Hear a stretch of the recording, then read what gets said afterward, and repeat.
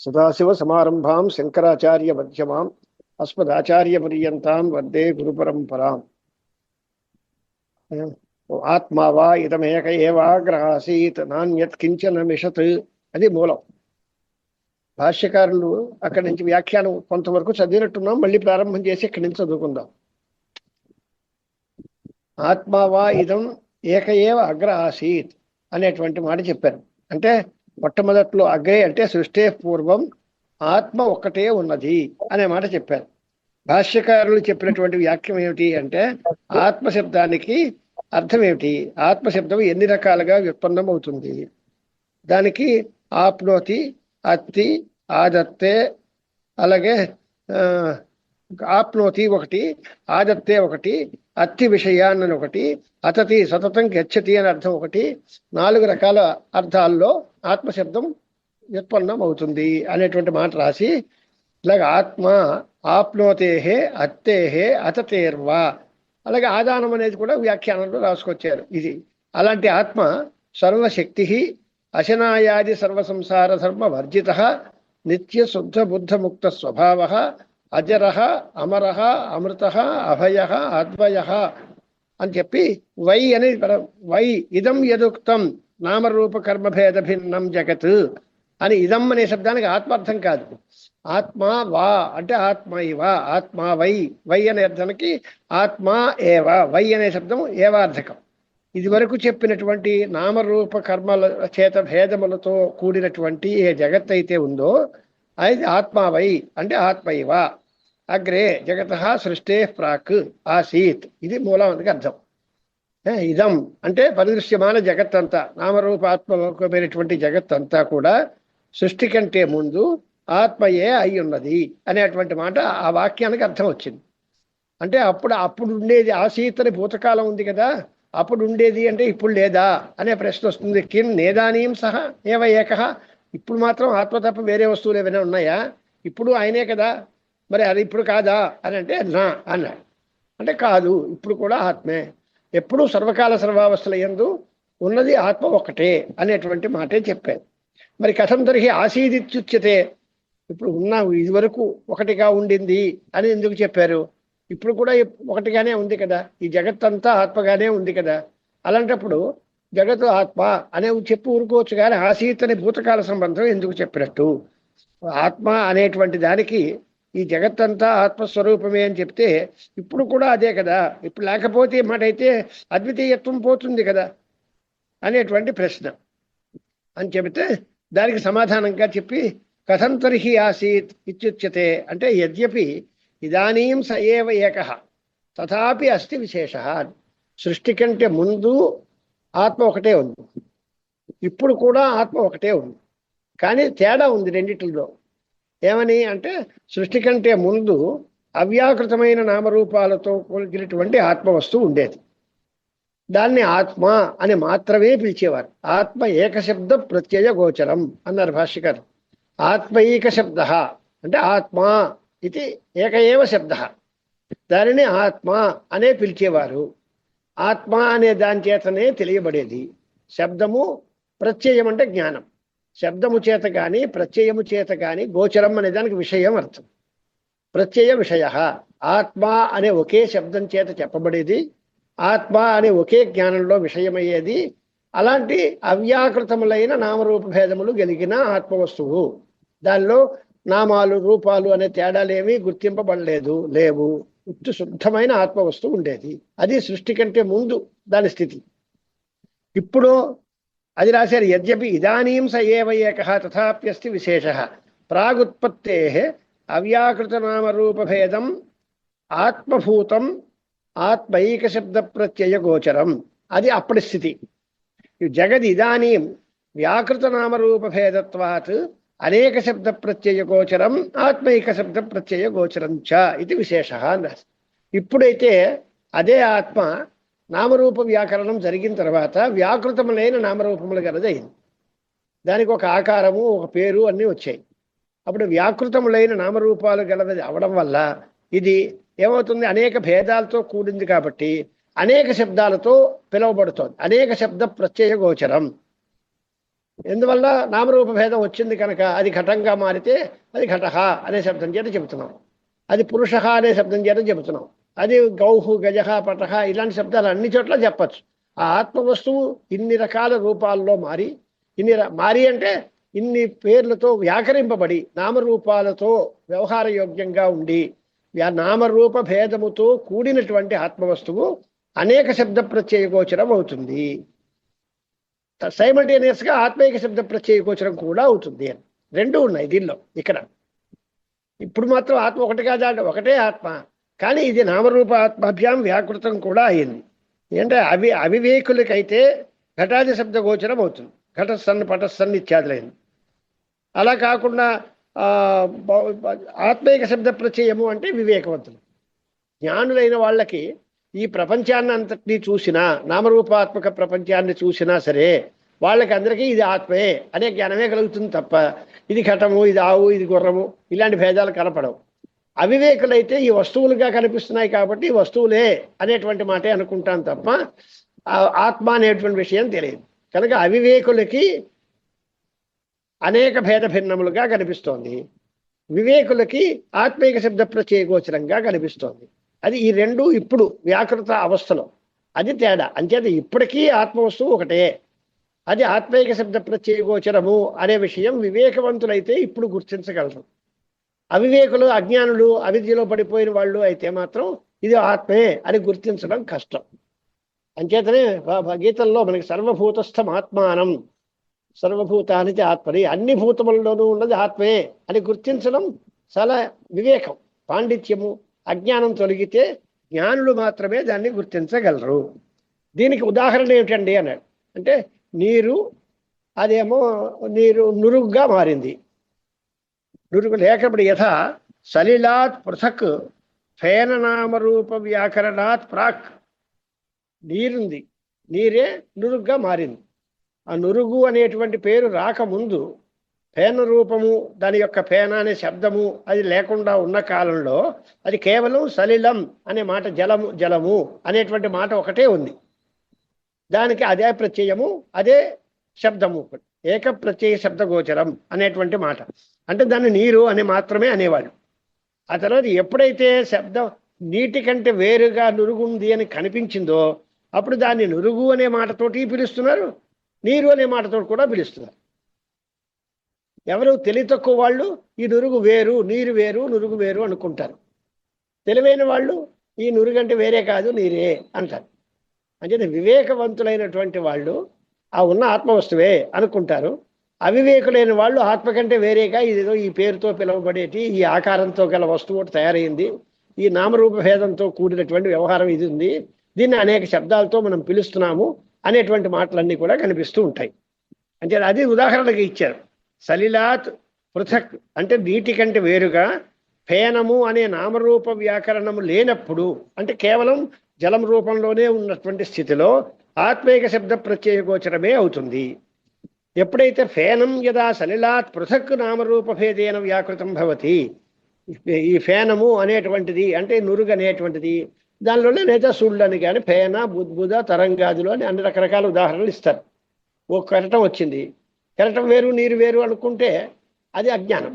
ఈ కెరటం అంటే నీరే అనేటువంటిది అయితే జ్ఞానదశ. అంచేత ఇలాగా సుళ్ళు కానీ, నురుగులు కానీ, దానిలో ఉండేటువంటి కెరటాలు కానీ ఇవన్నీ కూడా నీటి కంటే వేరే పేర్లతో పిలువబడుతూ వేరే ఆకారాన్ని ధరించి ఉన్నప్పటికీ విడిగా కనిపిస్తే అది వేరు అనేటువంటి ఆలోచన అవివేకులకు కలుగుతుంది. సలిలాత్ పృథక్ నామరూప భేదేన వ్యాకృతం భవతి తదా సలిలం ఫేనంచ ఇది అనేక శబ్ద ప్రత్యయ భాక్ అనే సలిలము అంటారు, ఫేనములు కూడా అంటారు. దాన్ని ఇది అనేక శబ్దాలు కనిపిస్తున్నాయి.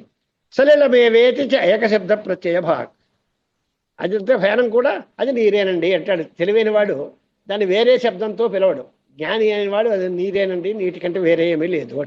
ఏమంచా ఒకే ప్రత్యయము, ఒకే జ్ఞానము కలగడం వివేక దశలో ఉంటుంది. అవివేకు లేని వాళ్ళకి అనేక నామరూపాలు ఉన్నాయి కనుక దాన్ని బట్టి అనేకంగా కనిపిస్తుంది. ఇది తేడా. కాబట్టి సృష్టి కంటే ముందు ఉన్నది ఆత్మ ఒకటే, ఇప్పుడు కూడా ఆత్మ ఒకటే. అప్పుడు ఆసీతను ఎందుకన్నాము అని అంటే ఆ కాలంలో ఈ నామరూప వ్యాకరణం లేదు కనుక అందరికీ ఒకే రకంగా కనిపించేది. అప్పుడు కానీ ఇప్పుడు తేడా రావడానికి అవకాశం ఉంది. పృథక్ నామరూప వ్యాకరణం జరిగింది కనుక అవివేకులకి ఇది వేరే వేరేగా కనిపించే అవకాశం ఉంది. వివేకులు దీన్ని కూడా జలము అనే అంటారు అన్నమాట. నాణ్యత్ కించన మిషత్ అని రెండో మాట. అక్కడ కొంచెం వ్యాఖ్యానం జాగ్రత్తగా చూసుకోవాలి. నా అన్యత్ కించన మిషతు అనేది మూలం. అన్యత్ కించన మిషత్ నా అనమాట. అంటే అన్యత్ కించన అంటే అన్ని కించన అంటే కించిదపి మిషత్ అనే దానికి అర్థం రకరకాల వ్యాఖ్యానాలు చేశారు. మిషత్ అనే దానికి వ్యాపారవత్ అని మాట. వ్యాపారవత్ అంటే క్రియ కలిగినది లేదా నిర్వ్యాపారం వా, వ్యాపారం లేనిది కూడా ఇతరత్ అనే దానికి. అది రెండు భాష్యంలో వ్యాపారవత్ ఇతరద్వా అని రాశారు. వ్యాపారము కలిగినది అని చెప్పినా చెప్పచ్చు, లేదా వ్యాపారము లేనిది అని కూడా చెప్పినా చెప్పచ్చు మిషత్ అనే శబ్దానికి. ఎలాగా అని అంటే దానికి ఉదాహరణ వ్యాపారము గలదేది, వ్యాపారము లేనిదేది, ఇది ఏది కూడా లేదు అని. అంటే ఆత్మ కంటే వేరేగా పని చేసేది కానీ పని చెయ్యనిది కానీ మరో వస్తువు ఏమీ లేదు అని అర్థం. మామూలుగా వస్తే మన తెలుగు భాషలో మాట్లాడుకోవాలంటే ఆత్మ కంటే అన్యత్ కించన అంటే మరొక వేరే వస్తువు ఏది కూడా నాస్తి. అది ఎటువంటిది? మిషత్ అన్నాడు. ఏదో మరి అసలు ఏ వస్తువు లేదు అని చెబితే మనకి ఇబ్బంది వస్తుంది. మాయ ఉంది కదా అంటాం. అంచేత అది దానికి మిషత్ అనేటువంటి ఓ మాట వాడాడు. అంటే వ్యాపారముతో కూడేది అంటే పని చేసేది అని అర్థం. లేదా భాష్యకారులు ఇతరద్వా అని కూడా అన్నారు కనుక వ్యాపారము లేనిటువంటి మరొక మాట కానీ అది లేదు అనేటువంటి అభిప్రాయం చెప్పారు. ఉదాహరణ ఏంటి అంటే లేదంటానికి ఉదాహరణ దొరకదు. వ్యతిరేక ఉదాహరణ మన ఏదైతే ఉందని అంటున్నారో వాళ్ళు అలాగా వేరే వస్తువు లేదు అని వ్యతిరేక ఉదాహరణ చెప్తున్నారు. వాళ్ళలాగా వీడు మంచివాడు కాదు అంటాం అనుకోండి. వాళ్ళలాగా వీడు మంచివాడు కాదు అంటే వాడు మంచివాడు, వాళ్ళలాగా వీడు మంచివాడు కాదు అని అర్థం ఒకటి, వాడిలాగా వీడు కూడా మంచివాడు కాదు అని అర్థం ఒకటి. అన్వయ ఉదాహరణము వ్యతిరేక ఉదాహరణము రెండూ చెప్పచ్చు. అలాగే ఇక్కడ యథా సాంఖ్యానాం అనాత్మపక్షపాతి స్వతంత్రం ప్రధానం యథాచ కాణాదానాం అణవహ న తద్వదిహ అద్యదాత్మన కించిదపి వస్తు విద్యతే అని అది మాటకి అర్థం. అంటే సాంఖ్య మతంలో పురుషుడి కంటే వేరుగా ప్రధానము అనేటువంటి దాన్ని ఒకదాన్ని ఒప్పుకుంటారు. సాంఖ్యులు ప్రధానమైనటువంటిది ఒక శక్తి, అది స్వతసత్తాకం అంటారు. అంటే దాని స్వతంత్రమైనటువంటి శక్తి దానికి ఉంది, అదే కార్యాలన్నీ చక్కబెడుతూ ఉంటుంది. ప్రధానం జగత్కారణం పురుషస్తు పుష్కర పలాశివన్ నిర్లేప. సాంఖ్య పురుషుడు ఏ పని చేయడు. సాంఖ్యుడు యొక్క సాంఖ్య మతంలో పురుషుడు నిర్లేపుడు, కానీ ప్రధానం మాత్రం అన్ని పనులు చేస్తూ ఉంటుంది అనేటువంటి మాట. పైగా అనాత్మపక్షపాతి అంటే ఏంటి అర్థం? ఆత్మపక్షంలో లేదు, ఆత్మ కంటే భిన్నము అని అర్థం. అంటే ఆత్మలోనే చేరిపోతే ఆత్మపక్షపాతి, దాని యందు ఉండే శక్తి అది అర్థం. అలా కాకుండా ప్రధానము అనేది స్వతంత్రమై విడిగా ఉంది కనుక అనాత్మపక్షపాతి, ఆత్మ యొక్క పక్షంలో అంటే ఆత్మ యందు అంతర్భూతం కాకుండా ఆత్మ కంటే వేరేగా ఒక వ్యతిరిక్తమైనటువంటి శక్తి స్వరూపంగా కనిపిస్తోంది. అంటే స్వతంత్రం అది రాస్తున్నారు. కాణాదానాం అనాత్మపక్షపాతి ప్రధానం స్వతంత్రం. ఆ మూడు మాటలు గుర్తుపెట్టుకోవాలి. వాళ్ళ మతంలో ప్రధానము అనేటువంటిది స్వతంత్రం అవుతుంది, ఈశ్వరాశ్రయం కాదు, ఈశ్వరుడి అదుపులో ఉండదు. ప్రధానము అనాత్మపక్షంలో చేరుతుంది, అది వేరేగా ఉంది, అది పనులు చేస్తుంది, అదే సృష్టికి కారణం అవుతుంది. అలాగా వాళ్ళు సాంఖ్యులు చెప్పినట్టుగా అటువంటి ప్రధానాన్ని అలా ప్రధానం లాంటి మరొక వస్తువుని వేదాంతులు అంగీకరించరు. ఆత్మ కంటే వేరేగా పనిచేసే స్వతంత్రమైన వేరే వస్తువుని మేము ఒప్పుకోవటం లేదు అని అర్థం.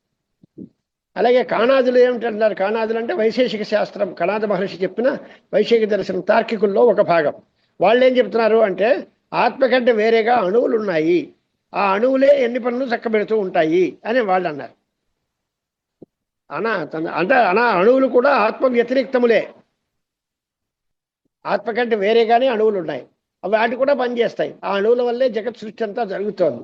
అంచేత వాటికి కూడా క్రియలు ఉన్నాయి, వేరేగా పనులన్నీ చేస్తాయి, ఆత్మ కంటే వేరే వస్తువు, అవి జగత్ కారణాలు అవుతున్నాయి అని వాళ్ళు అంటున్నారు.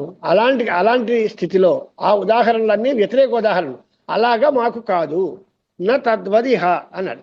అలాగా ఇక్కడ ఆత్మ కంటే వేరేగా ఏ వస్తువు లేదు అనేది మన సిద్ధాంతం. లేదు అని మీరు అంటున్నారు, ఆత్మ ఉంది, మన మాయ ఉంది కదా అని ప్రశ్న. ఆత్మ కంటే వేరేగా మాయ ఉందా లేదా? మరి మాయ ఉన్నప్పుడు మరో వస్తువు లేదని ఎలా అంటారు అని అంటే, మాయ అనేటువంటిది స్వతంత్రం కాదు. ఈ మిషత్ అనే మాట చేత స్వతంత్రము అనే మాట చెప్పాలి. స్వతంత్రమైన మరో వస్తువు లేదు. మాయ అనేది ఆయన సొత్తు, ఆయన శక్తి, అది ఆయన అధీనంలో ఉంటుంది. కాబట్టి దీన్ని లెక్కపెట్టడానికి లేదు. అంచేత కేవలం నాణ్యత కించన అని మాత్రమే అని ఊరుకుంటే మాయ ఉంది కదా అని మీరు అడగడానికి అవకాశం ఉండేది. కానీ అన్యత్ కించన నాస్తి అనలే, అన్యత్ మిషత్ కించన నాస్తి అన్నారు. మిషత్ అంటే స్వతంత్రం అయినటువంటిది లేదు అనేటువంటి మాట చెప్పారు. ఇప్పుడు మాయ అనేటువంటిది ఉన్నప్పటికీ మాయ అలా స్వతంత్రం కాదు. ఆత్మ వ్యతిరిక్తమైనటువంటి స్వతంత్రమైన వస్తువు అనేది లేదు అని అర్థం చెప్పాలి. లేదా దీపికా వ్యాఖ్యానంలో ఉన్నదాన్ని రాశారు, మిషత్ అనే దానికి కూడా ఆసీత్ అనే అర్థమే చెప్తాము. ధాతువునాం అనేకార్థత్వాత్ అని ధాతువులకి అనేక అర్థాలు చెప్పొచ్చు కనుక మిషత్ అనే దానికి కూడా ఆసీత్ అనే అర్థం చెప్తాం. మొదటి వాక్యం ఏది అంటే ఆత్మావా ఇదం ఏక ఏవ అగ్ర ఆసీత్. కన్ఫ్యూజన్ ఏంటి అంటే ఆత్మావా ఇదం అని పెడితే ఆత్మ పుల్లింగ శబ్దం, ఇదం నపూంసకలింగ శబ్దం. ఈ రెండు ఎలా పెట్టేశారు? ఆత్మావా ఇదం అని ఎలా అంటున్నారండి అనిపిస్తుంది. కానీ అది ఉద్దేశ్యం అది కాదు. ఇదం సర్వం అంటే ఈ కనిపించే జగత్ అంతా, జగత్తుకి విశేషం ఇదం అని.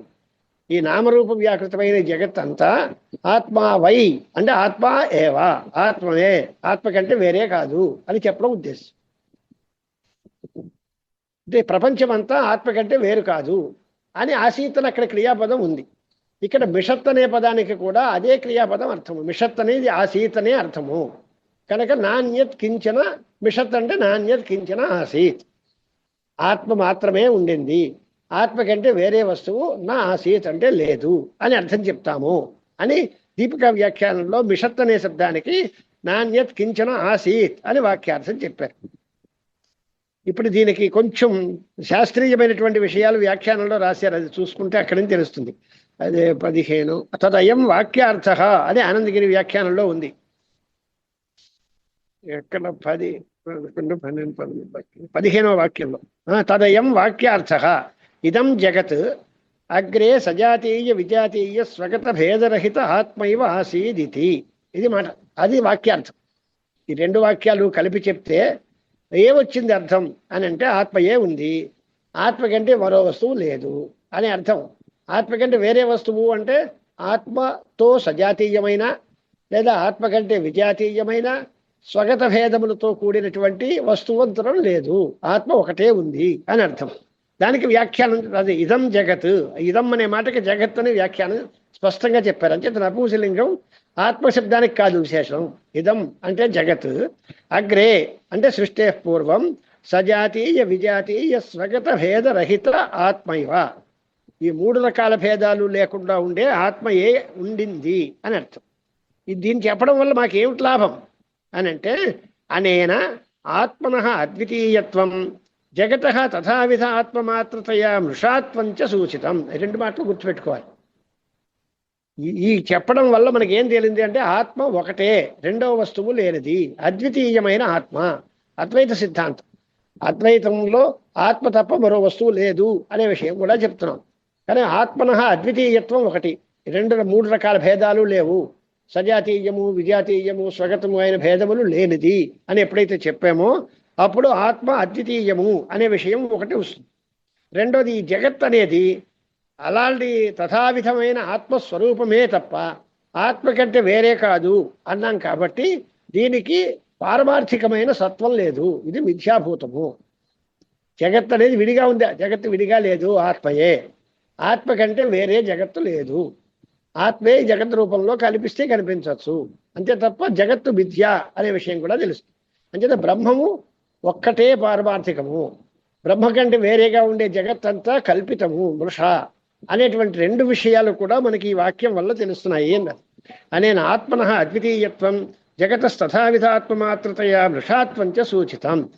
అనేన అగ్రే జగతః ఆత్మమాత్రత్వోక్తేః నకించిత్ ప్రయోజనం ఆత్మ ఏక ఏవాసీత్ నాణ్యత్ కించన ఇత్యేతావతైవ అఖండత్వ సిద్ధే ఇత్యాశంకా నిరస్త. ఈ మాటకి అర్థం ఏమిటి అంటే, ఇలా ఎప్పుడైతే దీనికి ఈ రెండు సిద్ధాంతాలు చెప్పి ఆత్మ యొక్క అద్వితీయత్వాన్ని, జగత్తు యొక్క మృషాత్వాన్ని రెండిటినీ కూడా మనం ఈ రకంగా సూచించడం కోసం రెండు వాక్యాలు పెట్టాము అన్నారు. కొంతమంది ఏం ప్రశ్న చేశారట, అగ్రం అంటే సృష్టి కంటే ముందు జగత్తంతా ఆత్మ మాత్రమే అన్నారు కదా, దానికి ఏం ప్రయోజనం ఉంది? ఆత్మ ఏకయేవ ఆసీత్ నాణ్యత్ కించన అనే మాట చెప్తే వచ్చింది కదా, సరిపోతుంది కదా. అలాంటప్పుడు ఆత్మ మాత్రత్వోక్తి ప్రయోజనం ఏమిటి? ఆత్మ ఒకటే ఉంది, ఆత్మ కంటే వేరే వస్తువు లేదు, రెండు చెప్పచ్చు కదా. ఇందాక దానికి ఇప్పుడు దానికి తేడా ఏంటి చెప్పాము, ఆశంక. అది బాగా గుర్తుపెట్టుకోండి. దానికి మనస్సుకి వెనకాల మాటకి ఇప్పుడు ప్రశ్నించేవాడికి అభిప్రాయం ఏమిటి అంటే, జగత ఆత్మ మాత్రత్వోక్తే నకించిత్ ప్రయోజనం అని అడిగారు ఆయన. ఆత్మైవ ఆసీత్ అనేటువంటి మాట చేత ఆత్మయే అనేకనే ఆత్మ మాత్రమే తప్ప మిగతాది ఏమీ కాదు అనే అర్థం చెప్తున్నారు. అలా ఎందుకు చెప్పాలి అని అంటే, ఆత్మ ఏకయేవ ఆసీత్ నాణ్యత్ కించన అంటేనే సరిపోతుంది కదా, ఇలా ఎందుకు చెప్పాలి అని అనే ప్రశ్న చేశారు వాళ్ళు. దానికి సమాధానం ఏమిటి అంటే, జగన్మృషాత్వ సూచనస్యైవ ప్రయోజనత్వాత్. ఈ జగత్తు మిథ్య అని చెప్పడమే, అలా చెప్పడానికి ప్రయోజనం. సృష్టే పూర్వం ఆత్మ ఏకయేవ ఆసీత్ అన్నారు కదా, ఇప్పుడు లేదు. ఈ మాటలు ఎందుకు అని అంటే, ఈ మాటలు చెప్పిన తర్వాత ఈ జగత్తు ఆత్మ మాత్రమే అని చెబితే జగత్తు మృష అని తేలింది. ఇప్పుడు రెండు మాటలు వచ్చాయి కదా, రెండు వాక్యాలు వచ్చాయి కదా, అఖండార్థం ఎలా అవుతుంది అని మళ్ళీ దీని తర్వాత ప్రశ్న అవుతుంది. జగన్మృషాత్వ సూచనమే ప్రయోజనము అనేటువంటి చెప్పి, నచైవం అర్థభేదే వాక్యభేదస్యాదితి వాచ్యం అఖండత్వ సంభావనార్థమేవ జగద్ అనిర్వచనీయత్వస్య ఇదం జగద్ అఖండాత్మైవేతి విశిష్టవేషేణ ఉక్తత్వాత్ అనేటువంటిది విశేషణము అనేది అర్థసిద్ధం కనుక అర్థద్వయము సూచితమైనప్పటికీ చిట్ట చివరికి పూర్తిగా ఇదంతా ఆత్మయే, ఆత్మ కంటే వేరే కాదు అని చెప్పడమే ఉద్దేశం. అఖండ ఏకరసమైన ఆత్మవస్తువు. ఆ మాట ఫైనల్గా చెప్పుకుంటే చిట్ట చివరిలో ఉపనిషత్తు చివరిలో త్రయ అవసథాహ అనేటువంటి దగ్గర వివరణ వస్తుంది, అప్పుడు మనం చూసుకుంటూ ఉంటాం. అక్కడ అఖండము అనే దానికి అర్థం ఏమిటి అని అంటే, త్రివిధ పరిచ్ఛేద రహితము అని అర్థం. దేశకాల వస్తు పరిచ్ఛేదములు లేనటువంటిది అఖండము. అఖండము ఏకరసము అంటే ఒకే రకంగా ఉండేటువంటిది అయిన ఆత్మవస్తువు. ఆత్మ అఖండ ఏకరసము అనేటువంటిది మనం తెలియాలి, చెప్పాలి. దానికోసం ఈ ప్రణాళికలో చెప్పారు అనేటువంటి మాట చెబితే, ఆ చిట్ట చివరిలో సయేతమేవం పురుష బ్రహ్మ తతమం అపశ్యత్ ఇది ఆత్మశబ్దోక్తం తతోతమత్వం త్రివిధ పరిచ్ఛేదరాహిత్య లక్షణం అఖండత్వం చ సిద్ధ్యతి అని తర్వాత రాస్తారు. అది అంతవరకు గుర్తుపెట్టుకోండి. ఇప్పుడు అఖండ ఏకరసమైన బ్రహ్మను మనకి చెప్పడం, తద్విపరీతమైనటువంటి జగత్ప్రతీతి అనేది లేదు కనుక అది మూర్తిగా మృష. ఎందువల్ల అతస్మింస్తద్బుద్ధి, జగత్తు కానిదాన్ని జగత్తు అంటున్నాం మనం. అదంతా ఆత్మే అన్నారు, కానీ దాన్ని జగత్తుగా మనం ఇప్పుడు భావిస్తున్నాం. అంటే ఏమైంది, తాడుకు చూసి పాము అనుకుంటే, పాము కాని దాన్ని చూసి పాము అనుకుంటే అది భ్రాంతి అంటున్నాక. అతస్మింస్తద్బుద్ధి అంటే అది కాని దాన్ని చూసి అది అనుకోవటం. పాము కాని తాడును చూసి పాము అనుకుంటే అది భ్రాంతి అంటున్నారు. ఇప్పుడు ఇది కూడా జగత్తు అనేది ఏంటి, జగత్తు కాదు, ఆత్మే. అలా ఆత్మను చూసి జగత్తును మీరు అనుకుంటున్నారు, కాబట్టి ఇది కూడా మృషే అని తేలడం కోసమే ఈ రకమైన ప్రక్రియ విశిష్ట వేషంతో చెప్పారు అనేటువంటి మాట. కదా ఈ జగత్తు యొక్క మృషాత్వం ఎలా తెలిసింది అని అంటే, జగత్తు ఆత్మే కదయ్యా. జగత్ ఆత్మే అయిన దాన్ని ఆత్మగా గుర్తిస్తే నిజం, ఆత్మని జగత్తు అనుకుంటే భ్రాంతి. అంచేత జగత్తు అనేది ఆత్మవస్తువుని చూసి జగత్తు అనేటువంటి జ్ఞానం కలుగుతోంది కాబట్టి ఇది భ్రాంతి సిద్ధము. కాబట్టి ఇది కూడా మృష అనేటువంటి అభిప్రాయం కూడా తెలుస్తుంది కనుక పారమార్థికము అయినటువంటిది ఒకే ఒక బ్రహ్మ.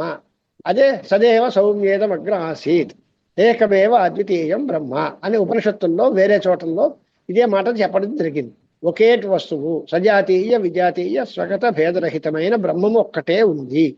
అది ఎప్పుడు ఆసీత్ అనేది భూతకాలంలోనా, అప్పుడు కాదు, ఇప్పుడు అంతే. ఇప్పుడు కూడా అలాగే ఉంది. కానీ ఇప్పుడు అజ్ఞానులైనటువంటి వాళ్ళు దానికంటే వేరేగా జగత్తుని కూడా చూస్తూ ఉంటారు. అనేక శబ్ద ప్రత్యయ గోచరం అవుతోంది ఇప్పుడు. జ్ఞానులకైతే ఇప్పుడు ఉండదు, అది వేరే విషయం. అది రాశారు స్వతంత్ర యథాచ కాణాదానాం అణవః నతద్వదిహ అన్యద ఆత్మనః కించిదపి వస్తు విద్యతే అని మూల భాష్యం. కింతర్హి ఆత్మైవ ఏక ఆసీత్ ఇత్యభిప్రాయ. మరి జగత్ లేదన్నారు కదా, మరి ఏముంది? ఆత్మైవ ఏక ఆసీత్, ఆత్మ ఒకటే ఉంది అని అర్థం చెప్పారు. సహా సర్వజ్ఞ స్వభావాత్ ఆత్మా ఏకసన్ ఈక్షత లోకాన్ను సృజ ఇది. అది మంత్రం ప్రారంభం. స ఈక్షత లోకాన్ను సృజ ఇది. ఆ మాటకు అర్థం ఏంటి? స ఈక్ష, సహ అంటే ఆత్మ, ఈక్షత అంటే ఆలోచించెను అని అర్థం, సంకల్పం చేశాడు అని అర్థం. ఏమని? లోకాన్ను, ను అంటే లోకములను సృజిస్తాను అనే నుశబ్దం ప్రసిద్ధ్యర్థకంగా ను అనేది నిపాతం. లోకాన్ను సృజా ఇది. సృజా అనేది సృజై అని అర్థం. సృజై ప్లస్ ఇతి, సృజా ఇతి అని సంధిలో అవుతుంది. సృజై అనే రూపం లోట్లో ఉంటుంది. సృజై అనే దానికి సృజే అహం అని వర్తమాన కాలంలో మార్చారు దాన్ని. సృజై అంటే సృజే అని అర్థం చెప్పారు. ఇప్పుడు దీనికి అర్థం ఏంటి చూడండి. తథా సహా సర్వజ్ఞ స్వభావ్యాత్ ఆత్మ ఏకసన్ అంటే ఆత్మ ఒకటే అని వెనకాల చెప్పారు. అటువంటి సర్వజ్ఞుడైనటువంటి ఈ ఆత్మ ఈక్షత అంటే ఈక్షత అనే ప్రయోగం ఉంటుంది అండి. ఈక్షతే అని ఉంటుంది ప్రయోగం, లేదా ఐక్షత అని ఉంటుంది. లోక వ్యవహారంలో ఈక్షధాతువుకి లంగ్ చేస్తే అదని ఆడాగం వస్తుంది. ఐధత ఉన్నట్టుగా ఐక్షత అని అన్నాయి. ఈక్షత ఉండదు, ఆడు ఉండాలి. ఆటుంటే ఆటస్య వృద్ధి వస్తే ఐక్షత అని ఉండవాలి. కానీ అలా లేదు. వైదిక ప్రయోగం కనుక ఆట్ అనేది ఇక్కడ పోయింది, లేదు అని అర్థం చెప్పారు. ఐక్షత బదులు ఈక్షత అని వాడారు.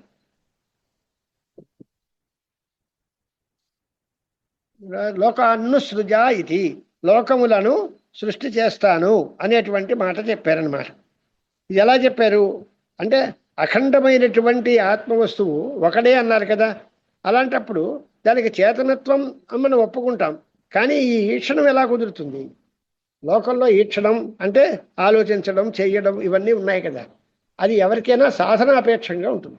ఏదైనా వస్తువు ఓ తాపి మేస్త్రో వడ్రం మేస్త్రో ఎవడైనా వస్తే, ఏమండి ఇది చెయ్యండి అన్నా అనుకోండి, అంటే ఇవాళ పనిముట్లు తెచ్చుకోలేదండి, రేపు సామాన్ తెచ్చుకుని చేస్తాను ఏంటంటే, చెయ్యడానికి ఒక సామాను కావాలి కదా. దాని యొక్క సహకార కారణాలు సాధనాపేక్ష ఉండాలి. ఏదైనా సాధనాలు ఉంటే ఆ పనిముట్లతోటి ఈ పని చేస్తాడు. అంటే సృష్టి చెయ్యాలి అంటే, ఓ ఇల్లు కట్టాలన్నా, ఓ కుండ తయారు చేయాలన్నా, ఏదైనా వస్తువు తయారు చేయాలన్నా దానికి తగిన సాధన సామగ్రి తెచ్చుకుని ఆ మనిషి ఆ పని చేస్తాడు. ఈయన ఒంటరి వాడు, ఇంకో రెండో వస్తువే లేదు అని నువ్వు అంటున్నావు. అలాంటప్పుడు వీడేం చేసేసాడు? ఎలా చేశాడు?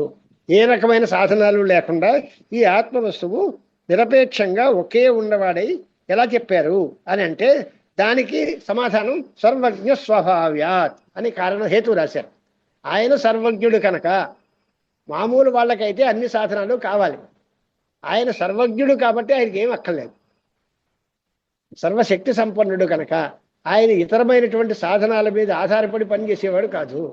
ఆయనకే అటువంటి గొప్ప శక్తి ఉంది. ఉదాహరణ అంటే ఏంటి అని అంటే, చాలా గొప్ప మేధావి అయినటువంటి వాడు ఎవడైనా ఇంద్రజాలకుడు ఉన్నాడు అనుకోండి, వాడికి ఈ ఇంద్రజాలం చూపించడానికి సరుకులు కావాలా? ఏమక్కర్లేదు. వాడి శక్తి చేత లేని వస్తువులన్నింటినీ సృష్టి చేసి చూపించేస్తాడు. తర్వాత అన్నీ పోతాయి, అవేం లేవు. అంచేత వాడి యొక్క ప్రభావం చేత వాడు లేని వస్తువుల్ని ఉన్నట్టుగా చూపించినా ఆ వస్తువు తయారవడానికి తగిన సాధనాలు వాడికి అక్కర్లేదు. వాడు ఐంద్రజాలిక శక్తి, మాయాశక్తి యొక్క సహకారం చేత వాడు లేని వస్తువుల్ని కూడా మనకి తయారు చేసి చూపిస్తాడు. వేరే సాధనాలు అపేక్షించడు. కొంతమంది ఇవాళ మ్యాజిక్ అంటే అది వేరే విషయం. వీడి దగ్గర ఏదో చిన్న వస్తువు పక్కన ఉంటుంది, అది మనకి తెలియంది, వాడికి మాత్రమే తెలిసినటువంటి వస్తువు ఏదో ఉంటుంది. కానీ అలా కాకుండా లోక ప్రసిద్ధమైన ఐంద్రజాలికుడు ఎవడైనా మాయావి జగత్తుని చేర్చాడు అని అంటే ఏముంది దానికి కారణం? పక్కన ఏం లేదు. సాధనాంతర నిరపేక్షుడై తనంతట తానుగానే ఆయన సర్వజ్ఞుడు కనుక ఆ ఒక్క ఆత్మే ఈక్షత ఆలోచించాడు అని అర్థం చెప్పారు. అంచేత అనేకమైనటువంటి అఖండమైనటువంటి ఆత్మకు ఈక్షణం ఎలా అవుతుంది అనే ప్రశ్న. సాధనాలు లేవు కదా, అది ప్రశ్న. అది రాశారు చూడండి. సహా సర్వ నన్ను ఏకస్య అఖండస్య కథమీక్షణం సాధనాభావాత్ ఇత్యాశంక్య నస్య సాధనాపేక్ష ఇత్యభిప్రేత్య ఏకస్సన్నపి సర్వజ్ఞ స్వభావ్యాత్ ఈక్షత ఇత్యుక్తం. అది సమాధానం. ప్రశ్న ఒక్కడే కదా, అఖండ ఇకరసం కదా, వాడికి ఎవరి వేరే సాయం లేదు కదా, ఈ సృష్టి అంతా ఎలా చేశాడు, ఈ క్షణం ఎలా కుదిరింది అనేది ప్రశ్న చేశాడు. అయినా పైన సాధనాలు కావాలి అనే ఆలోచన మళ్ళాంటి వాళ్ళకి తప్ప ఆయనకి కాదు. ఆయన సర్వజ్ఞుడు కాబట్టి ఆయన ఈ క్షణం చేశాడు అని సమాధానం, ప్రశ్నకి సమాధానం వచ్చేసింది.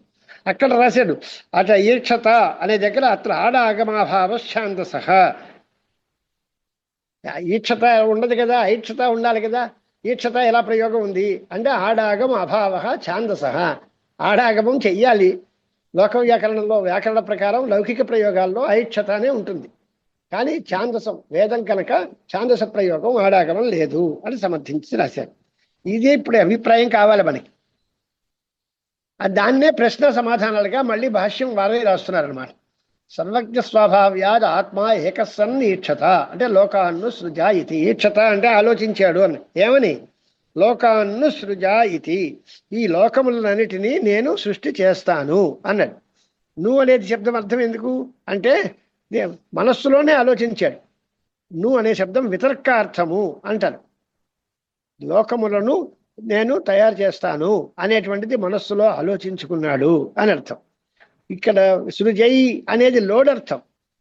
లోట్ ప్రత్యయానికి విధి నిమంత్రణ ఆమంత్రణ ఆశీర్త అనేటువంటిది లింగు లోటు రెండు లకారాలు. విధి నిమంత్రణ ఆమంత్రణ అధీష్ట సంప్రశ్న ప్రార్థనేషు లింగ్, అలాగే ఆశిషి లింగ్ లోటవు అని ఈ సూత్రాలు వ్యాకరణాల్లో ఉంటాయి. ఆ విధ్యాది అర్థములు ఉంటే లోటు వాడాలి. ఇక్కడ అదేం లేదు కదా, తనంతట తానే ఆలోచిస్తున్నాడు కదా. మరి సృజయ్య అని లోటు ఎలా వాడతారు? ఎవరికైనా చెప్తే చెప్పచ్చు. ఆ లోటు ప్రయోగాలు ఎలాగుంటాయి? ఆనయతు అంటే తీసుకురా, వాడికి ఆర్డర్ జారీ చేస్తే తీసుకోవచ్చు, అలాగే లోటు వాడచ్చు. లేదా ఆశీర్వర్థం చెప్తే శుభం భవతు అంటే భవతు, లోటు ప్రయోగం చేయొచ్చు, నీకు శుభం కలుగుగాక అని. ఏదైనా ఒక ఆజ్ఞ చెప్పడం కానీ లేదా ఆశీర్వచనం చేయడం కానీ అలాంటి స్తోత్రంలో అయితే లోటు వాడాలి. ఇది అదేం కాదు కదా, ఈయనంతా ఈయనే అనుకుంటున్నాడు. మరి సృజయ్యని లోటు ప్రయోగం ఎలా కుదురుతుంది అని ప్రశ్న. అది కూడా ఆనందగిరిలో వ్యాఖ్యానంలో రాశారు 143వ పేజీలో. లోడర్థస్య విద్యాదేహ స్వాత్మన్య సంభవాత్ లోట లడర్థత్వమాహ సృజే ఇది అహం ఇది ఇత్యస్య ఈక్షత ఇది పూర్వేణ అన్వయ. అంటే సృజై ఎవరు అంటే నేను, సృజై అనే బదులు సృజే నేను సృష్టి చేస్తాను అని సంకల్పం. ఆ అహం అనేటువంటి దానికి ఇత్యస్య ఈక్షతేతి పూర్వేణ అన్వయ అంటే ఆ ఏమ ఈక్షత. ఇప్పుడు సృజై అని ఓ పదం ఉంది, సృజే అని. ఈక్షత అని ఇంకో పదం ఉంది. అంటే ఈ రెండు క్రియాపదాలకి అన్వయం ఎలాగా అని అంటే నేను సృష్టి చేస్తాను అని ఆయన సంకల్పించాడు. స ఈక్షత అంటే ఆ పరమాత్మ, ఒకే అఖండైకరసమైనటువంటి పరమాత్మ ఆలోచించాడు. ఏమని అంటే నేను సృష్టి చేస్తాను. ఈ అహం అనేది అధ్యాహారం. అహం సృజే నేను సృష్టి చేస్తాను అని ఆయన సంకల్పించాడు అని అర్థం. అంచేత వాక్యాలకి సరిగ్గా సరిపోతుంది. ఆ స ఈక్షత లోకాన్ని సృజా ఇది, ఈ లోకములన్నిటినీ నేను సృష్టి చేస్తానని ఆయన సంకల్పించుకున్నాడు. సంకల్పించుకున్నవాడు పరమాత్మ. సృష్టి చేసేటువంటి వాడు ఎవరు అంటే దానిలో కర్త నేను అని.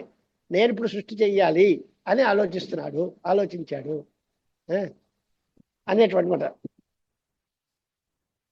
స ఇమాన్ లోకాన్ అసృజత అని అనుకున్నాడు. అనుకున్న వెంటనే లోకాలన్నింటినీ తయారు చేశాడు. ఇప్పుడు ప్రశ్నకి సమాధానం, మళ్ళీ ప్రశ్న సమాధానం చెప్తున్నారు భాష్యకారులు. నన్ను ప్రాగుత్పత్తేహే అకార్యకరణత్వాత్ కథమీక్షితవాన్. ఇందాక మనం అనుకున్న ప్రశ్నే. ఈ ప్రపంచం అంతా శ్రేయాలు చేసిన తర్వాత దీనిలో కార్యములు కరణములు అన్నీ వస్తాయి. ఈ కాకముందు కదా ఇప్పుడు ఆలోచన. ఆత్మవా ఇదం ఏక ఏవాగ్ర ఆసీతని కదా ప్రారంభం. ఆయన ఒక్కడే ఒంటరిగా ఉన్నాడు. అఖండ ఏకరసమైనటువంటి ఆత్మస్వరూపం మాత్రం ఉంది. దానిలో కార్యములు కరణములు లేవు. కార్యం అంటే శరీరం, కరణాలంటే ఇంద్రియాలు. ఆయన కాళ్ళు చేతులు ఏమీ లేవు. అది శరీరాలు ఇంద్రియాలు ఏమీ లేవు, సాధనాలు ఏమీ లేవు. అలాంటి వాడు అని అర్థం. అకార్యకరణత్వాత్ అంటే కార్యమైన శరీరం కానీ కరణములైన ఇంద్రియాలు కానీ ఆయనకి ఏమీ లేవు కదా. ఆయన కథమీక్షితవాన్ అని అడిగాడు. ఆయనకి ఈ రకమైన సంకల్పం ఎలా చేస్తారు అని అంటే, నాయం దోష సర్వజ్ఞ స్వాభావ్య. ఆ పైన సర్వజ్ఞ స్వాభావ్యాదీక్షత అనేది సంగ్రహవాక్యం.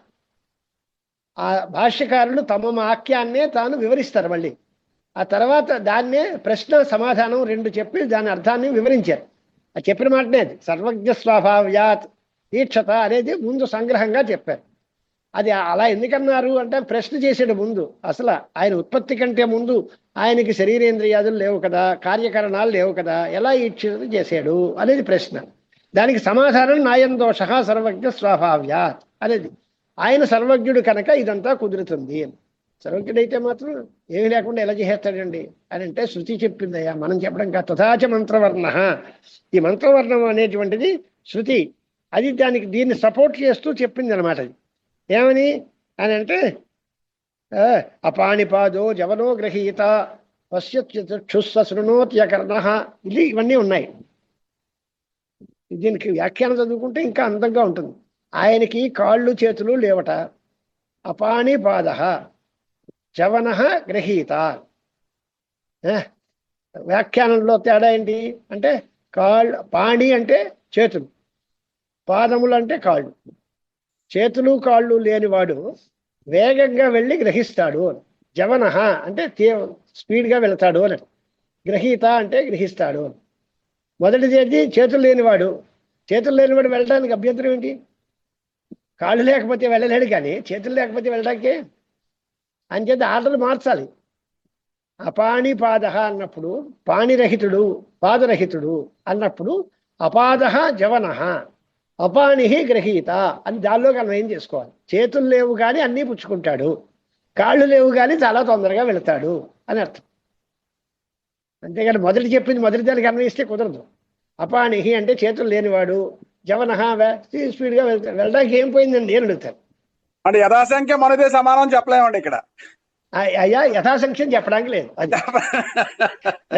అంచేతే భాష్యకారులు వ్యాఖ్యానం చేస్తే ఆనందగిరి ఆచార్యులు చూడండి, అపాద జవన అపాణి గ్రహీత ఇత్యన్వయ మార్చారు. అపాణిపాద దగ్గర ముందు అపాద జవన, పాదములు లేవు కానీ చాలా తొందరగా వెళుతున్నాడు. అపాణి గ్రహీత, చేతులు లేవు కానీ పుచ్చుకుంటున్నాడు. దీనికి శేషపూర్ణం ఏమిటి? పశ్యత్యుస్వ శృణోత్య కర్ణ సవేత్తి వేద్యం నచ తస్యాస్తి వేత్త తమాహురజ్ఞం పురుషం మహాంతం అని మంత్రశేషం. అది కూడా రాశారు. సాధారణంగా మనందరికీ ఆయన ఎంతవరకు కోట్ చేస్తాడో ఆ మంత్రమే తెలుసు. ఆ మంత్రం తర్వాత మాట ఏమిటి అంటే తెలియదు, అది ప్రసిద్ధంగా లేదు. కానీ అంచేత ఆ మంత్రం అంతా చెప్పాలి అనే ఉద్దేశంతో ఆనందగిరి ఆచార్యుల వారు ఆ అపాణిపాదో జవనో గ్రహీత అని ఆరంభించిన మంత్రం దాని శేషపూర్ణం అంతా రాశారు. రాశారండి, ఉంది, దానిలోనే ఉన్నాయి. అవును, రాశారండి. అదే మంత్రంలోనే ఉన్నాయి, శ్వేతాశ్వతంలోని మంత్రాలే. అత్యంత మంత్రశేషమేది అని రాస్తున్నారు. అదేంటి? పశ్యత్యచక్షు, కన్ను లేకుండా చూస్తాడు. శృణోతి అకర్ణ, చెవులు లేకుండా వింటాడు. సవేద్య వేద్యం, అక్కడ కాపాలి. ఆయన తెలుసుకోదగినదంతటినీ తెలుసుకుంటాడు. నచతస్య అస్తి వేత్త, ఆయన్ని తెలుసుకునేవాడు ఎవడూ లేడు. ఆయనకి అన్నీ తెలుసు, కానీ ఆయన తెలిసిన వాడు ఎవరూ లేరు. అటువంటి వాడు తమాహుర్ అగ్రియం పురుషం మహాంతం, గొప్ప అగ్రివ శ్రేష్ఠుడైనటువంటి పురుషుడు ఆత్మ అని పెద్దలందరూ అంటున్నారు అనేటువంటిది ఆ మంత్రం యొక్క శేషపూర్ణం. నతస్య కార్యం కరణంచ విద్యతే నతత్సమశ్చాభ్యధికశ్చ దృశ్యతే పరాస్య శక్తిర్ వివిధైవ శ్రూయతే స్వాభావికి జ్ఞానబలక్రియాచ. ఇది తథాచ మంత్రవర్ణము అని చెప్పి ఇత్యాది అన్నాడు కదా. ఇత్యాది అన్న పదం చేత, ఆది పదం చేత మరో మంత్రం చెప్పాలిగా. ఇది ఈ మంత్రం చెప్పారు, ఇతి అని ఊరుకుంటే సరిపోతుంది. కానీ ఇతి అనలేదు, ఇత్యాది అన్నాడు. తథాచ మంత్రవర్ణ అపాణిపాదో జవనో గ్రహీత ఇత్యాది అని మొదలైన. ఆ మొదలైన దానికి మరి ఆదిపదం చేత మరో మంత్రం ఏమిటి అనే ప్రశ్న వస్తుంది కదా అని ఇంకో మంత్రం కూడా ఇచ్చారు. ఇంకో మంత్రం ఏంటి అంటే, నా తస్య కార్యం కరణంచ విద్యతే, ఆయనకి కార్యము కానీ కరణం కానీ లేదు, అంటే శరీరం కానీ ఇంద్రియాలు కానీ లేవు. నా తత్సమశ్చ అభ్యధికశ్చ దృష్టి, ఆయనతో సమానుడు కానీ ఆయనను మించిన వాడు కానీ ఇంకోడెవడు లేడు. ఆయన యొక్క శక్తి పరా అస్య శక్తి వివిధ శ్రూయతే, ఆయన అద్భుతమైన శక్తి. అది ఎలాంటిది, అది ఇది అని చెప్పడానికి లేదు, ఎన్ని రకాలైనా చేయగలిగిన వివిధమైన గొప్ప శక్తి గలవాడు. ఆయన యొక్క అలానే ఎలా వచ్చాయి అంటే స్వాభావికి జ్ఞాన బలక్రియాచ. ఆయన యొక్క జ్ఞానం కానీ బలం కానీ ఆయన పనులు కానీ అవన్నీ స్వాభావికి అనేటువంటి మాట. అంచేత ఆయనకి ఎప్పుడైతే స్వాభావికము అయినటువంటి నిత్య చైతన్యం ఉంది కనుక అది ఆయన సర్వజ్ఞ స్వాభావ్యాత్ అని సంగ్రహంగా దాని ముక్కలందరినీ రాశాడు. ఈ తక్కువ ఏమీ అక్కలు లేకుండా, కాళ్ళు చేతులు అక్కలు లేకుండా పనులు చేయడం, కళ్ళు లేకుండా చూడడం, చెవులు లేకుండా వినడం, అన్ని రకాలైనటువంటి పనులని స్వతంత్రంగా చేయటం, ఇదంతా ఆయన యొక్క శక్తి. ఆ శక్తి ఆయనకి స్వభావతః వచ్చింది, ఆయన యొక్క స్వభావం అనే ఉద్దేశంలో సర్వజ్ఞ స్వాభావ్యాత్ అని సంగ్రహంగా భాష్యకారులు రాశారు. ఈ రెండు మాటలు రాస్తే దీనివల్ల మనకి ఏమొచ్చింది అనేటువంటి ఒక ప్రశ్న వచ్చింది. దానికోసం సమాధానం కోసం ఆనందగిరి వ్యాఖ్యానం చాలా అందమైన వ్యాఖ్యానం చేశారు. ఇప్పుడు మీరు స్వాభావిక నిత్య చైతన్యం అంటున్నారు కదా, పరమాత్మకి స్వాభావికమైన అంటే నిప్పు ఉంది, అది ఎప్పుడూ కాలుతుంది. అలాంటప్పుడు నిప్పు ఎప్పుడూ కాలుతుందా, ఒకప్పుడు కాలుతుంది ఒకప్పుడు కాలదంటారా? అగ్నిహోత్రం ఉంటే అది ఎప్పుడూ కాలాలి, కానీ ఒకప్పుడు కాలి ఒకప్పుడు కాలకపోతే అది స్వభావం ఎలా అవుతుంది? అలాగే ఇప్పుడు ఈ స్వాభావికమైన చైతన్యము మీరు అనే మాట అయితే స్వాభావికమైన నిత్య చైతన్యమునకు కాదాచిత్క ఈక్షణం ఎలా కుదురుతుంది? సయీక్షత అని ఆలోచించాడు అంటే ఒకప్పుడు ఎప్పుడో ఆలోచించాడు. అలా ఎందుకనాలి? స్వాభావిక చైతన్యం ఆయన ఎందున్నప్పుడు ఎల్లవేళలో అలా ఆలోచిస్తూనే ఉండాలి ఆయన. అలాంటప్పుడు కదాచిత్ ఒకప్పుడు ఆలోచించాడు అనేటువంటి మాట ఎలా కుదురుతుంది అనేది ప్రశ్న వచ్చింది.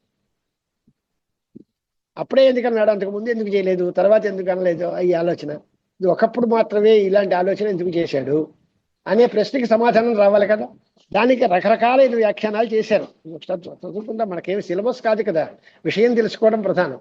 చేత ఆనందగిరి ఆచార్యులు సమాధానాలు చెప్తున్నారు చూడండి. అత్ర కేచిత్ సర్గాదౌ ప్రాణికర్మభిః ఏకా సృజ్యాకార అవిద్యావృత్తిరుత్పద్యతే తస్యాం ఆత్మచైతన్యం ప్రతిబింబతే తదేవ ఈక్షణం తచ్చ ఆది కార్యత్వాత్ స్వపర నిర్వాహకమితి న తత్ర అపి ఈక్షణాంతరాపేక్ష సర్వైరపి ప్రథమ కార్యే అనవస్థా పరిహారార్థం ఏవమేవ వక్తవ్యమిత్యాహు అని కొంతమంది దీన్ని సమర్థించి దానికి ప్రాసెస్ చెప్పారు. ఏమని అని అంటే, సృష్టి మొదట్లో ప్రాణుల యొక్క కర్మ పరిపాకం చేత వీళ్ళ యొక్క సుఖదుఖాలు అనుభవించే టైం వచ్చినప్పుడు ప్రాణులందరూ గతంలో రకరకాలైనటువంటి పూర్వ జన్మలెత్తారు. వాళ్ళల్లో చాలా మంచో చెడ్డో చేశారు. ఆ ప్రళయం అయిపోయింది. వీళ్ళందరూ ఈ ప్రాణులు తమ తమ చేసినటువంటి పుణ్యపాప కర్మల యొక్క ఫలితాన్ని అనుభవించే స్టేజ్ వచ్చింది. అలా వచ్చినప్పుడు ఆయనకు ఒక సృజ్యాకార అవిద్యావృత్తి, సృష్టి చేయదగినటువంటి ప్రపంచము యొక్క విషయంలో ఒక అవిద్యావృత్తి పరమేశ్వరుడికి ఏర్పడింది. ఒక వృత్తి వచ్చింది అన్నాడు, అవిద్యావృత్తి. ఎందువలన అంటే దానికి కారణం ఏంటి, అప్పుడు ఎందుకు పుట్టింది అంటే ఈ వీళ్ళ యొక్క పుణ్యపాప ఫలానుభవం చేయాల్సిన టైం వచ్చింది కనుక. మనం తెలుగులో ఇంకో మాట అంటూ ఉంటాం చూడండి, రామావతారం జరిగింది అంటే అయోధ్య నగరవాసుల యొక్క పంట పండింది, పుణ్యం పండింది, రాముడు అవతరించాడు అర్జున్. సైమల్టేనియస్గా ఇంకో మాట ఏమంటాం, రావణుడి పాపం పండింది, రామావతారం జరిగింది అంటే రాముడి అవతారానికి అయోధ్య నగరం తాలూకు ప్రజలు చేసుకున్న పుణ్యము, దశరథ చక్రవర్తి యొక్క పుణ్యము, ఇవన్నీ కారణాలు అంటున్నాం. అలాగే వాడికి టైం దగ్గరికి వచ్చేసింది కనుక రామావతారం జరిగింది, ఇంక రావణాసురుడు వశం అవుతుంది అంటాం. అంటే జీవుల యొక్క పుణ్యపాప కర్మానుభవం కోసమే పనులు జరుగుతాయి అనే విషయం తెలుస్తోంది మనకి. అలాగే ఇక్కడ కూడా సర్గాదుల యందు అంటే సృష్టి మొదట్లో ప్రాణి కర్మభిః, ఈ ప్రాణుల యొక్క కర్మల చేత ఒక అవిద్యావృత్తి ఒకటే ఏర్పడుతుంది. ఏదది అవిద్యావృత్తి అంటే సృజ్యాకార, సృజ్యము అంటే సృష్టి చేయబడతగినవి, సృష్టి చేయదగినటువంటి దాని యొక్క ఆ విషయమైన అవిద్యావృత్తి ఒకటి ఏర్పడింది. ఆ వృత్తి ఉంటే బాధ, అదే జడం, దానిలో ఏం జరుగుతుంది పని, ఆ అవిద్యావృత్తిలో ఆత్మ చైతన్యం ప్రతిబింబిస్తుంది. ఆ అవిద్యావృత్తిలో ఆత్మ చైతన్యం ప్రతిఫలిస్తుంది. అంటే అద్దంలో ముఖం చూసినట్టు ఒకటి. అంటే దాన్ని బట్టి మాయ కూడా పరమాత్మే, బ్రహ్మమే. మాయా శక్తి అనేది కదా, మాయ అనేది ఉపాధిగా తీసుకున్నామండి, వేరేగా లేదు, శక్తి అన్నారు.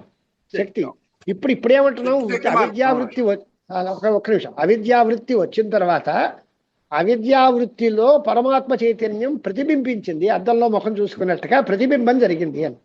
ఈ ప్రతిబింబానికే ఈక్షణము అని పేరు. తదేవ ఈక్షణం. ఈ అవిద్యావృత్తిలో పరమాత్మ చైతన్యం ప్రతిబింబించడంకే ఈక్షణము అని పేరు. అది ఎప్పుడు జరిగింది, ఎందుకు జరిగింది అనే దానికి సమాధానాలు వెనకాల ప్రాణి కర్ముల యొక్క సహకారం చేత ప్రాణులు వాళ్ళ పుణ్యపాప ఫలాన్ని అనుభవించే టైం వచ్చినప్పుడు సృజ్యాకార విద్యావృత్తి పుట్టింది. ఆ విద్యావృత్తి అంటే మాయ తాలూకు ఒక శక్తి అన్నమాట. దానిలో పరమాత్మ చైతన్యం ప్రతిఫలించింది. అప్పుడు ప్రతిఫలిస్తే దాన్ని అద్దంలో ముఖం చూసుకోవడం అంటావే మనం, అది ఈక్షణం అంటే. చూసుకోవడము అనేటువంటిది, ఈక్షణము అనేటువంటి మాటకు అర్థం ఏంటంటే అవిద్యావృత్తి ప్రతిఫలిత చైతన్యం అని అర్థం. దానికి చెప్పు ఇదేమిటి అని అంటే, ఇది అప్పుడే ఎందుకు జరగాలి, తర్వాత ఎందుకు జరగలేదు, ఇలా జరగడానికి దీనికి కారణం ఏమిటి, మళ్ళీ 2 ప్రశ్నలు వేయచ్చు. సృష్టి మొదట్లో ఈ రకమైన ఈక్షణం జరిగింది, అవిద్యావృత్తి వచ్చింది, అవిద్యావృత్తిలో పరమాత్మ చైతన్యం ప్రతిఫలించింది అని. ఇప్పుడే ఎందుకు జరగాలి, అంతకుముందు ఎందుకు జరగకూడదు, లేదా మళ్ళీ ఎందుకు జరగట్లేదు కదా. కాదాచిత్క ఈక్షణం అని కదా ప్రశ్న చేసేటువంటి, ఒకసారే జరిగడానికి కారణం ఏమిటి అని అడిగాడు. దీనికి ప్రశ్న సమాధానం ఏం చెప్తున్నారు వాళ్ళంటే, తచ్చ ఆదికార్యత్వాత్ స్వపర నిర్వాహకమితి తత్రాపి నా ఈక్షణాంతరాపేక్ష. ఇది మొట్టమొదటి పని కనుక దీనికి వెనకాల కారణం ఏమిటి అని అడగడం లేదు. లోకంలో ఎవడైనా ఏదైనా పని మొదలెట్టాడు అనుకోండి, ఏదో ఒకటి స్టార్ట్ చేస్తాడు.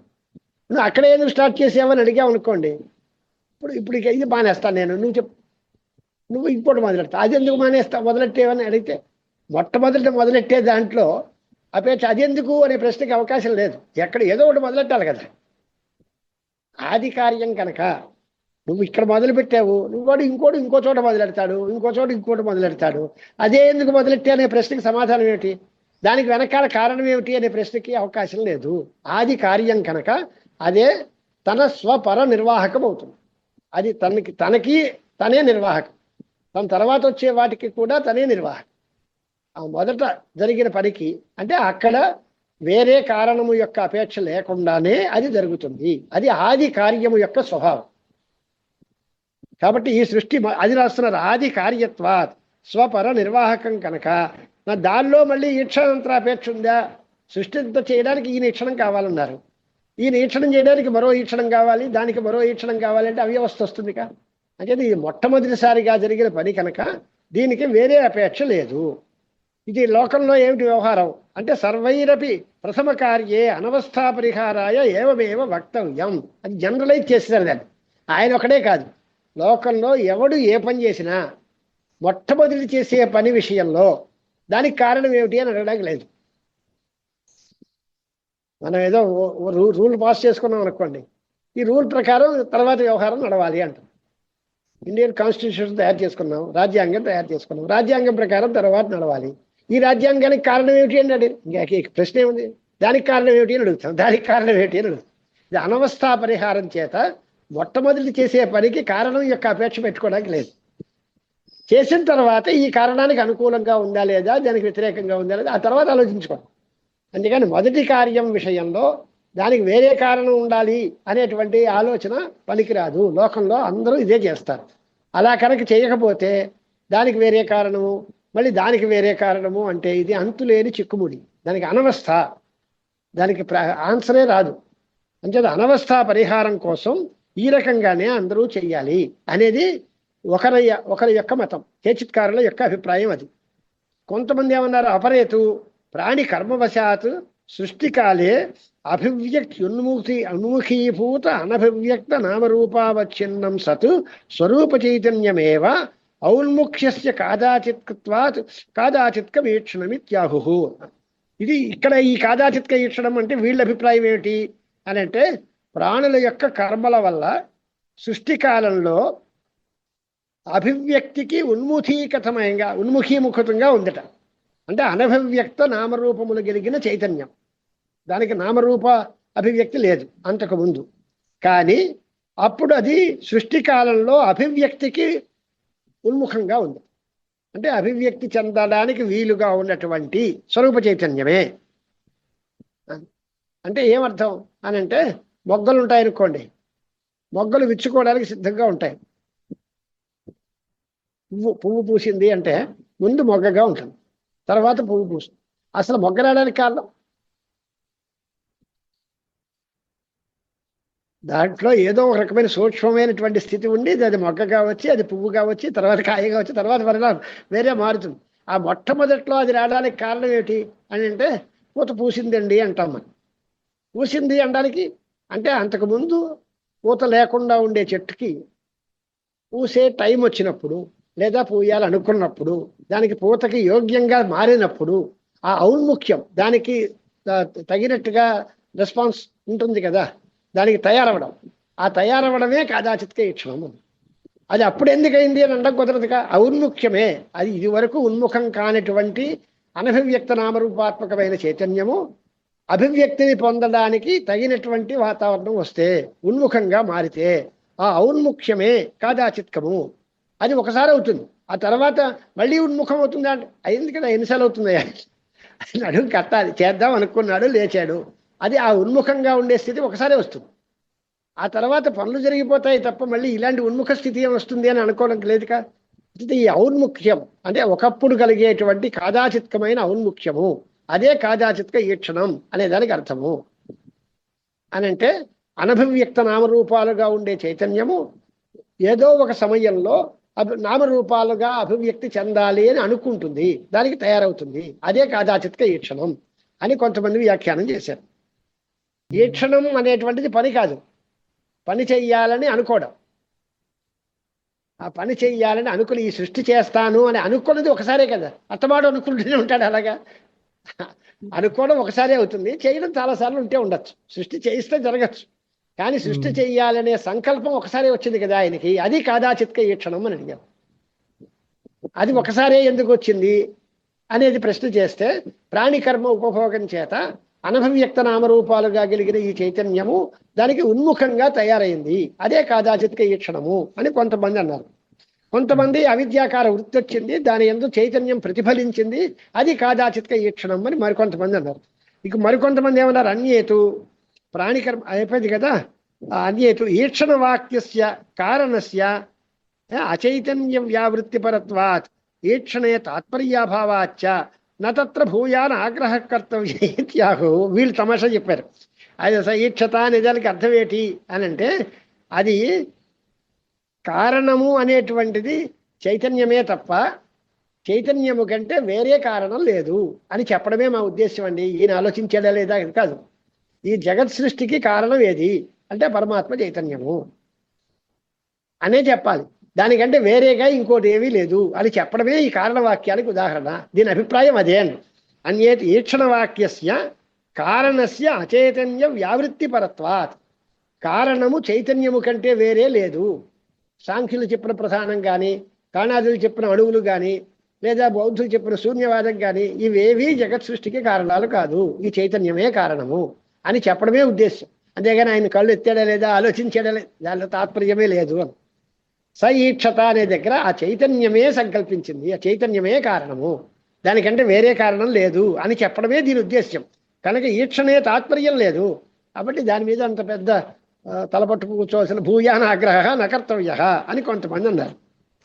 అంటే మూడు రకాల మతాలు ఏం చెప్పిన సఈక్షత అనే బ్రహ్మకి చైతన్యానికి సర్వజ్ఞ స్వభావమైన నిత్య అఖండైకరసమైన చైతన్యానికి ఈ ఆలోచన ఎందుకు వచ్చింది, అది అప్పుడే ఎందుకు రావాలి అనే ప్రశ్నలకి సమాధానాలు చెప్తున్నారు. అది అందమైన మతభేదాలు. దీనిలో పెద్ద విశేషం ఏముంది అంటే చైతన్యమే జగత్ కారణము అని చెప్పడం ఉద్దేశం. చైతన్యము కంటే వేరే కారణం లేదు అని కాదు. ఆయనకి ఇలాంటి కోరిక ఎందుకు వచ్చింది అంటే ప్రాణినాం కర్మభోగవశ, ప్రాణుల యొక్క కర్మభోగాలు అనుభవించే టైం వచ్చింది కనుక ఆయనకి చెయ్యాలనిపించింది. శంకర విజయంలో కథ ఉంటుంది. గోవింద భగవత్పాదులు గుహలో ఉన్నారట. ఎన్నాళ్ళం బట్టో మహర్షులందరూ ఆయన దర్శనం కోసం కూర్చుని అలా పరిగాట్లు పడుతున్నారు. ఆయన ఏం మాట్లాడుతూ ఆ సమాధిలోంచి బయటికి రాలేదు, దర్శనం లేదు, ఏం లేదు. శంకరాచార్య స్వామి వారు అక్కడికి వెళ్ళేసరికి ఏదో పెద్ద జలం అంతా వచ్చింది, ఇది కమండలంలో పట్టుకున్నారు. ఈయన వెళ్ళేసరికి ఆయన కళ్ళు తెరిచాడు. కాళ్ళు గుహలోకి ఎదరకుండా జాపి, నాయన ఎందుకు వచ్చావు, బాగున్నావా, అప్పుడే ఎందుకు చేశారండి, అంతకు ముందు లేదండి అంటే, ఎవరి ప్రారంభం వాడిది. ఆయనకి యోగం దర్శన యోగ్యత వచ్చింది. ఆ టైంలో ఆయన సమాధిలోంచి బయటకు వచ్చారు, ఆయన దర్శనాన్ని అనుగ్రహించారు అనే కదా అనుకోవాల్సింది. కాదాచిత్కము అంటే ఈ పని ఇప్పుడే ఎందుకు జరగాలి, అంతకు ముందు ఎందుకు జరగలేదు అంటే వాళ్ళ కర్మభోగం రావడం. ఆ టైం రాని చూద్దాంలే అంటాం మనం. ఏ పనైనా టైం ఉండాలి, ఆ టైం రాని చూద్దాం. అప్పుడే ఎందుకు జరుగుతుంది అంటే ఆ టైం వచ్చింది కనుక జరిగింది, అంతకుముందు ఆ టైం రాలేదు కనుక జరగలేదు అని అనుకోవాలి. అంటే ప్రాణుల యొక్క కర్మభోగం కోసమే ఆయన సంకల్పం అప్పుడు జరిగింది. అది సృష్టి మొదట్లో జరిగింది అనేది అభిప్రాయం. గురుగారండి, ఆ, ఇక్కడ 3 మతాలు ఉన్నాయి కదండి. అవును అవును. ఈ 3వ మతంలో ద్వితీయ అన్యేతు ఈక్షణ వాక్యస్ అన్న చోట ప్రాణి కర్మ వశాత్ అది పనిచేస్తుందా లేకుండానా? అదే అంటే ఏదైనా సరే కారణం ఏమిటి, అది ప్రాణుల వల్ల కదా మరి. దేని వల్ల అయినా సరే దానికి ప్రాణుల వల్ల జరిగిందా, ఈక్షణం జరిగింది. అసలు ఈక్షణం అందే తాత్పర్యం లేదు మాకు. ఈక్షణం అందే తాత్పర్యం లేదు, చైతన్యమే కారణము, దానికంటే వేరే కారణం లేదు అని చెప్పడమే ఉద్దేశ్యం మాకు అన్నారు అంతే. అది ఈక్షణం చేసిందా లేదా, చేస్తే ఎందుకు చేసింది, ఒకసారి ఎందుకు, ఈ ప్రశ్నలన్నీ తర్వాత మాట. అసలు ఈక్షణంలో ఈక్షణ వాక్యాలకి తాత్పర్యం లేదు. ఈక్షత అంటే ఆయన ఆలోచించాడు అంటే ఆ చైతన్యమే సంకల్పించింది అంటే జగత్ సృష్టికి చైతన్యమే కారణము, దానికంటే వేరే కారణం లేదు అనేదే దీని తాత్పర్యము అని వాళ్ళు చెప్తారు. మీరు అన్నట్టుగా ఈక్షణం ఉంటే ప్రాణి కర్మభోగమా తర్వాత మాట. అసలు ఈక్షణమంతు తాత్పర్యమే లేదు అని కొట్టుమారేస్తాడు ఆయన. ఈ వాక్యానికి ఈక్షత అనే దానిలో తాత్పర్యం లేదు. ఈక్షత అంటే సయేవా కారణం అన్నమాట. ఆ చైతన్యమే పరమాత్మయే కారణము, ఇతరమైన కారణం లేదు అని చెప్పడమే ఉద్దేశము. ఈ లోక సృష్టికి పరమాత్మ చైతన్యమే కారణము అని చెప్పడం కోసమే ఈ వాక్యం తయారైంది అనేటువంటిది వాళ్ళ మతం. గురువుగారు, అయ్యా ఆ ముందు 2 మతాల్లోనూ ప్రాణులకి ఈ క్షణానికి ముందే కర్మ ఎలా వచ్చిందండి? వాళ్ళకి అప్పుడు ఈ క్షణానికి ముందు వాళ్ళకి కర్మ ఎలా ప్రాణులు అలా కాదు. సృష్టి అనేది ప్రళయం, అంతకంటే వెనకాల ఉంటుంది. సృష్టి ప్రళయాలు పరస్పర చక్రం. ఇప్పుడు సృష్టి చేస్తాము అంటే ఇంతకు ముందు జరిగిన సృష్టికి ప్రళయం అయిన తర్వాత కదా. గత కల్పంలో చెప్తున్న ఈ క్షణము ఈ కల్పంలో సృష్టికే చెప్తున్నారు, అంతకు ముందు కల్పంలో మళ్ళీ ఇదే అనాది. సంసారం అనాది కదండి, ఇప్పుడే జరిగింది అని స్టార్టింగ్ పాయింట్ ఎవడైనా చెప్పగలరా? సంసారం అనాది కదా.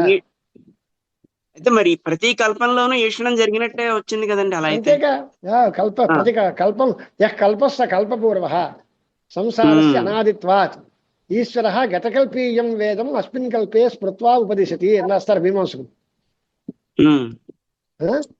కాదాచిత్కంలో కూడా ఈ కల్పంలోనే కాదాచిత్కం, పూర్వకల్పంలో వేరే కాదా? దాని గురించి ప్రశ్నే లేదు. పూర్వకల్పం పోయింది కదా, ప్రళయం అయిపోయింది కదా, దాని గురించి ప్రశ్న కాదుగా. ఇప్పుడు ఈ సృష్టి చేసేటప్పుడు దీంట్లో మొదటగా వాడు ఆలోచించుకున్నాడు. ఏదైనా కొత్తగా బిజినెస్ స్టార్ట్ చేస్తాడు అనుకుందాం, అంటే ఎలా చేయాలి, ఏం చేయాలి, ఏ బిజినెస్ చేయాలి, ఎంత పెట్టుబడి పెట్టాలి, ఇది ఆలోచిస్తాడు కదా వాడు. ఇప్పుడు ఎందుకు ఆలోచించాడంటే ఇది కొత్తగా ప్రారంభిస్తున్నాం కనుక. అంతకు ముందు వాడు 4-5 బిజినెస్లు వేసి చేతులు కాల్చుకుని క్షవరమైన అయితే అవ్వచ్చు, దానికేముంది, దానికి దీనికి సంబంధం లేదు. ఈ పని చేసేటప్పుడు ఇప్పుడు ఈయన ఆలోచన ఉంది అంట. ఆలోచించకుండా ఎవడు ఏ పని చేయలేడు కదా. ఇది ఎందుకు చేశాడు అంటే వాళ్ళ ప్రాణుల యొక్క కర్మభోగం చేత అని కొంతమంది అన్నారు. అవిద్యాకార వృత్తి వచ్చింది, దాని యందు ఆత్మచైతన్యం ప్రతిఫలించింది అని మరొక. అంటే జరిగిన పనిని నిరూపించడంలో మార్గాలు వేరు తప్ప జరిగిన పని మారదు, అందరికీ ఒకటే, అది కామన్. ఇన్ని మతాలు ఉన్నాయి కదా, ఇన్ని రకాల స్థితులు ఉండవు కదా. జరిగింది ఏంటి, పరమాత్మ సంకల్పించాడు, ఈ లోకాలు సృష్టి చేయాలనుకున్నాడు, ఇంతే మాట. ఇది అందరూ చెప్పింది అదే. అందరికీ మత ప్రశ్నలు ఏమొచ్చాయి, అనుకున్నాడు అంటే అప్పుడే ఎందుకు అనుకోవాలి, ఒకసారి ఎందుకు అనుకోవాలి, ఎప్పుడు అనుకోవాలి కదా. ఆయన సర్వజ్ఞ స్వభావ్యం ఉంటే ఎప్పటికెప్పుడే అనుకోవాలి కదా. ఈ ప్రశ్నలన్నిటికీ సమాధానాలు చెప్పుకోవాలి. ఆ సమాధానాలు వాళ్ళ మతభేదాల్లో చెప్పుకుంటూ వచ్చారు. కానీ పరమాత్మకి కాదాచిత్క ఈక్షణం ఉంది అండంలో మాత్రం ఎవరికి అభిప్రాయ భేదం లేదు. ఈ సృష్టి ఆది యందు ఆయన సంకల్పించాడు అనే విషయం ఖాయం. ఆయన సంకల్పించాడు అంటే ఆయన మాత్రమే కారణము, మరే కారణములు లేవు అని మూడో వాళ్ళ అభిప్రాయం. ఆయన తప్ప మరో కారణం లేదు, ఆయనే సంకల్పం చేశాడు. ఈ మాట ఆయనకి ఎవడు చెప్పాడు? ఎవడి ప్రోద్బలం చేత ఈ రకమైన ఆలోచన వచ్చింది? ఈ మాటలేం లేవు, ఆయనే కారణం దానికి, ఇంకెవరు కారణం కాదు అనే అభిప్రాయం. స ఇమాన్ లోకాన్ అసృజత ఏవం ఈక్షిత్వా అని ప్రశ్న ఉంది కదా. ఏవం ఈక్షిత్వా అంటే ఇలా ఆలోచించి, అంటే ఈక్షిత్వా అనే దానికి అర్థం ఆలోచ్య అని భాష్యకారులు పదార్థం రాశారు. ఈక్షిత్వా అనే దానికి ఆలోచ్య, సహా అంటే ఆత్మ. ప్రతి పదార్థాలు రాస్తున్నారండి, ఎంత అనుగ్రహ బుద్ధి పాపం. సహా అన్న, సహా అంటే ఎవరండి అని అంటే ఎవడో దారిపోయే వాళ్ళు ఎవడో తీసుకురాకండి, ఆత్మ అని అర్థం చెప్పుకోండి అని. ఎప్పుడు అంటే ఈక్షత అని వెనకాల చెప్పారు కనుక ఏవం ఈక్షిత్వా ఈ రకంగా ఆలోచించి సహా ఆత్మ ఇమాన్ లోకాన్ అసృజత. అసృజత అనే దానికి అర్థం కూడా సృష్టవాన్. అంత సజావుగా అంటే ఆయన ఉద్దేశం ఏమిటి అంటే, నా భాష్యం చూసేసుకుంటే ప్రతివాడికి కాస్త సాహిత్యం వచ్చిన వాడు ప్రతివాడికి ఈ అర్థమైపోవాలి, అంత తేలిగ్గా రాసేస్తున్నాను అని అనుకున్నారు పాపం ఆయన. ఆ భాష్యం అర్థం కావడానికి చూస్తున్నాం మనం. ఎన్ని రకాల వ్యాఖ్యానాలు వచ్చినా అది అర్థం కావట్లేదు. అంటే ఆయన స్థాయి అది, ఆయన అంత తేలిగ్గా రాసేసాను అనే భావనలోనే ఉన్నారు. అంటే ప్రతి పదానికి అర్థం రాస్తున్నారు. ఈక్షిత్వ అంటే ఆలోచ్య, సహా అంటే ఆత్మ, ఇమాన్ లోకాన్ అసృజత అంటే అసృజత అంటే సృష్టవాన్. అంటే ఉదాహరణ ఏంటి దీనికి? మళ్ళీ చెప్పడానికి మళ్ళీ ఇంకో ఒక ఉదాహరణ ఒకటి. యథా ఇహ బుద్ధిమాం స్తక్షాది ఏవం ప్రకారాన్ ప్రాసాదాదీన్ సృజే ఇది ఈక్షిత్వా ఈక్షానంతరం ప్రాసాదాదీన్ సృజతి తద్వతు. మేస్త్రీలు ఈ రకంగా బిల్డింగ్ కడతాము, ఒక ఐటమ్ మీద ప్లాన్ గీస్తారు, దానిలో మార్పులు చేర్పులు అన్నీ చూసుకుంటారు. చూసుకుని ఇదిగో ఈ రకంగా కడతాము అని ఒక ఆలోచన చేసుకుని బుద్ధిలో తదనుగుణంగా దాన్ని కార్యాచరణలో పెట్టి ప్రాసాద నిర్మాణం చేస్తారు. అంతేకాని ముందు ఆలోచనే లేకుండా ఇలా కడతాను అని అనుకోకుండా కట్టేస్తే అది ఏమవుతుంది? వినాయకం ప్రకురువాడు రచయామాస వానరం. వినాయకుడు బొమ్మ చేద్దాం అనుకుని ఆంజనేయ స్వామి వారి బొమ్మ తయారవుతుంది. తొండం ఎక్కడ పెట్టాలో తోక ఎక్కడ పెట్టాలో ఏది తెలియకుండా ఉంటే ఏమవుతుంది? అంచేత ముందు ఈక్షణం, తర్వాత సృష్టి. లోక వ్యవహారం కూడా అంతే. బుద్ధిమంతుడైన తక్షాదులు అంటే బుద్ధిమంతుడైన వడ్రంగి మొదలైన మేస్త్రులు ఏవం ప్రకారాన్ ప్రాసాదాదీన్ సృజే ఇది ఈక్షిత్వా ఈ రకంగా ఈ రకమైనటువంటి ఆకారాలతో ఈ రకమైనటువంటి రీతిలో ఈ బిల్డింగులు తయారు చేస్తాను అని సంకల్పించి తర్వాత ప్రాసాదాదుల్ని అదే రకంగా ఆ సంకల్పానుసారంగా సృష్టి చేస్తారు అండి. దాని తర్వాత ప్రశ్న ఏంటి? సోపాదాన తక్షాదికి ప్రాసాదాదీన్ సృజతి ఇది యుక్తం.